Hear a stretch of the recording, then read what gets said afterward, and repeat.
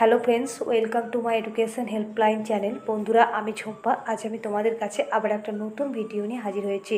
বন্ধুরা, আজকে আমি তোমাদের সঙ্গে আলোচনা করব জীবন বিজ্ঞানের একটি গুরুত্বপূর্ণ টপিক, বিভিন্ন উপক্ষার, তাদের উৎস ও তাদের গুরুত্ব।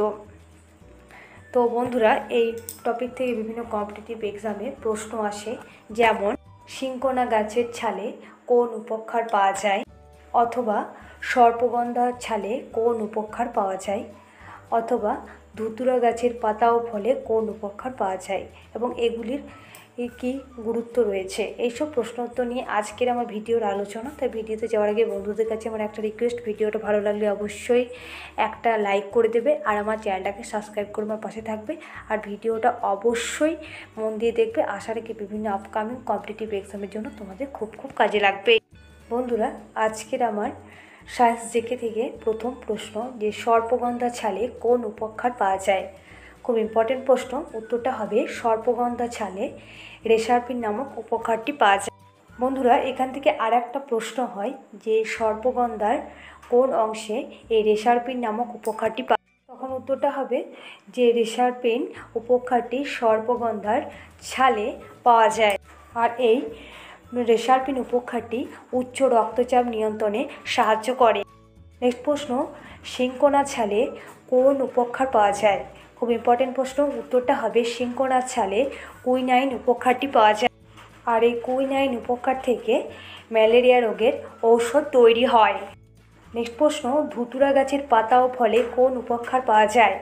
উত্তরটা হবে ধুতুরা গাছের পাতা ও ফলে ডাটুরিন উপক্ষারটি পাওয়া যায়।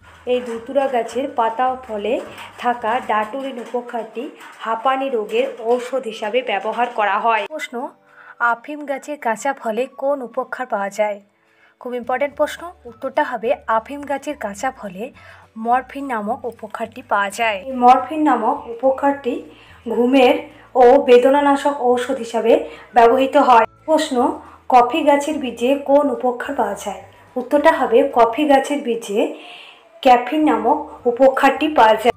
বন্ধুরা, এই ক্যাফিন নামক উপক্ষারটি ব্যথার উপশমকারী ঔষধ হিসাবে ব্যবহৃত হয়। বন্ধুরা, তোমাদের কাছে আমার আবারও একটা রিকোয়েস্ট, আমার ভিডিওটা ভালো লাগলে অবশ্যই লাইক, কমেন্ট, শেয়ার করবে। তোমাদের একটা লাইক আমাকে আরও নতুন নতুন ভিডিও বানাতে সাহায্য করবে। আর বন্ধুরা, আমার এই ভিডিওটা তোমরা অবশ্যই বেশি বেশি করে শেয়ার করবে। আর আমার চ্যানেলে যদি তোমরা নতুন হও, এখনও পর্যন্ত আমার চ্যানেলটাকে সাবস্ক্রাইব করোনি, তোমরা প্লিজ আমার চ্যানেলটাকে সাবস্ক্রাইব করে আমার পাশে থাকবে। আর আমার চ্যানেলের পাশে থাকা নোটিফিকেশন বেল আইকনটি তোমরা অন করে রাখবে। আমি যখন নতুন কোনো ভিডিও আপলোড করব, বন্ধুরা, তোমাদের কাছে নোটিফিকেশান চলে যাবে। আর বন্ধুরা, আমি তোমাদের সুবিধার্থে বিভিন্ন কম্পিটিটিভ এক্সামের জন্য গুরুত্বপূর্ণ জিকেগুলো নিয়ে আমি জিকে ভিডিও বানিয়ে রেখেছি, এবং সেই ভিডিওগুলো আমি প্লেলিস্টে অ্যাড করে দিচ্ছি। সেই গুরুত্বপূর্ণ ভিডিওর লিঙ্ক আমি আমার ডেসক্রিপশন বক্সে দিয়ে রেখেছি। প্লিজ বন্ধুরা, তোমরা চেক আউট করে নেবে। নেক্সট প্রশ্ন, তামাক গাছের পাতায় কোন উপক্ষার পাওয়া যায়। খুব ইম্পর্টেন্ট প্রশ্ন। উত্তরটা হবে তামাক গাছের পাতায় নিকোটিন নামক উপক্ষারটি পাওয়া যায়। বন্ধুরা, এই নিকোটিন নামক উপক্ষারটি মাদক দ্রব্য তৈরিতে কাজে লাগে। নেক্সট প্রশ্ন, গোলমরিচ থেকে কোন উপক্ষার পাওয়া যায়। উত্তরটা হবে গোলমরিচ থেকে পিপারিন নামক উপক্ষারটি পাওয়া যায়, আর এই পিপারিন নামক উপক্ষারটি মৃগী রোগের ঔষধ তৈরিতে ব্যবহৃত হয়। প্রশ্ন, কোকা গাছ থেকে কোন উপক্ষার পাওয়া যায়। উত্তরটা হবে কোকা গাছ থেকে কোকেইন উপক্ষারটি পাওয়া যায়। বন্ধুরা, এই কোকেইন উপক্ষারটি মাদক দ্রব্য তৈরিতে ব্যবহৃত হয়। প্রশ্ন, যে বেলেডোনা গাছের পাতা ও মূলে কোন উপক্ষার পাওয়া যায়। এটা খুব ইম্পর্টেন্ট প্রশ্ন।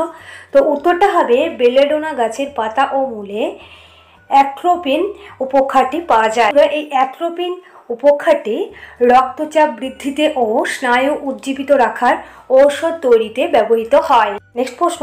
বন্ধুরা, বিভিন্ন উপক্ষার, তাদের উৎস ও গুরুত্ব থেকে এটাই আজকের আমার শেষ প্রশ্ন, যে কুচেলা গাছের বীজে কোন উপক্ষার পাওয়া যায়।